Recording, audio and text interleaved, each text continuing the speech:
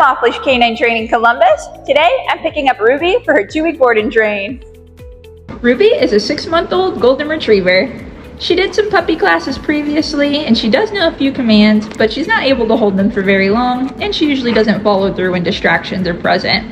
Ruby absolutely loves people and pulls toward anybody that she sees to go greet them. She gets extremely excited, and she tends to jump up a lot when she's saying hi. She does well with other dogs, but sometimes will bark at them if they're at a distance, and as they get closer, she becomes nervous and more submissive. Over the next 2 weeks, we'll be working on exposure to other dogs, extending out the duration in her commands, and building up her impulse control around people. Let's check out Ruby's progress in just 2 weeks.